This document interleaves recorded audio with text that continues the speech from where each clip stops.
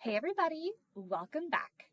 So we have made Google Slides, Google Docs, Google Forms. We've organized our Google Drive, but the question is, how do I get this to my students?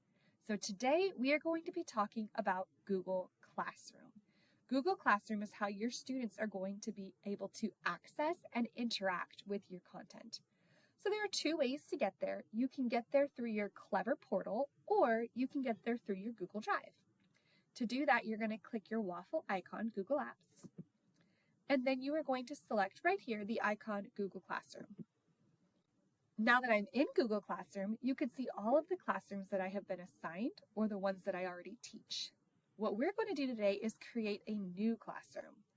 You're going to come up to this plus button, and you are going to not click Join Class, you are going to click Create a Class, and then give it a name. Let's just call it Practice. Now this is my Google Classroom. Okay, before we get started adding content, I want to give you a word of caution. We want to adjust our settings because if we don't, things can get messy and chaotic. To adjust our settings, we're going to click this gear setting up here, and you're going to scroll down to where it says Stream. The stream is the very first thing students see when they log in. And if you do not alter this, your students will be able to just comment back and forth to each other. It will basically become a chat room. You can fix that by selecting only teachers can post or comment. So now you will be allowed to give directions or a welcome message, but the students will not be allowed to write. The second thing you want to do is come where it says classwork on the stream. This means that anytime you post classwork, it goes onto the stream. And that can get really confusing for students and overwhelming. So what I always like to do is click Hide Notifications. So now the students will only see what I want them to see. We're going to click Save. And now I do want them to see a welcome message that directs them to go to the correct place. So I'm going to click New Announcement, and I'm going to write, Welcome. Please click classwork to begin. And I'm going to post it. Now my students have a clear path of what to do when they get to my classroom. Now we can click the classwork page. Before we begin putting up assignments, we want to create topics, which is going to keep my assignments organized. You could do it by unit name. Personally, I like to do it by week. So you're going to go to Create, all the way to the bottom, click Topic, and write Week 1 or Unit 1 or whatever it is you want to title it, and then you're going to click Add Topic. Now, a topic is not an assignment, it just organizes your assignments. To add an assignment, you're going to click Create and Assignment. You're going to title it. Practice.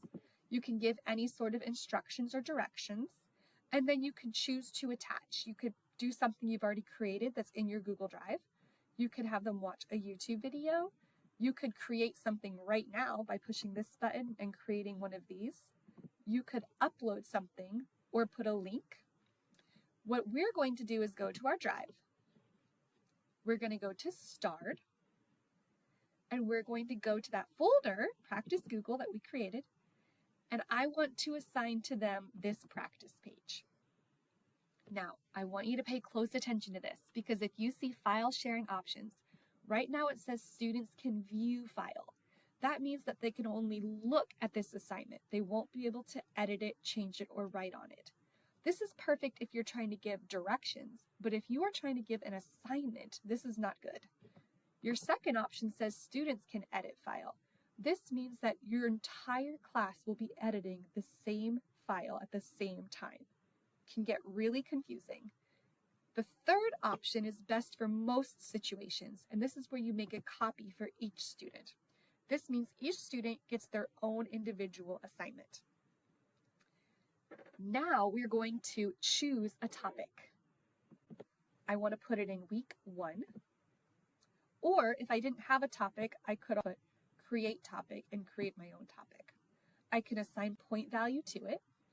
I could assign it to all students, or I could assign it to select students, but right now I have no students, but I can choose certain students to assign it to. And then here's what's cool about assign. If you just push assign, it assigns it immediately. But if you push this arrow, you're able to schedule it to come out at a certain time. We're just going to go ahead and push assign. It's going to take a second to save. And now I can see right here on my classwork file, I've got week 1 practice ready to go. I'm just going to check my stream to make sure, yep, there's nothing there cluttering it up, just my welcome message. Okay, guys, so we learned how to create a classroom, how to change those settings to avoid chaos and confusion, how to create a topic, and how to create an assignment, and making sure that our shared settings are correct for our situation.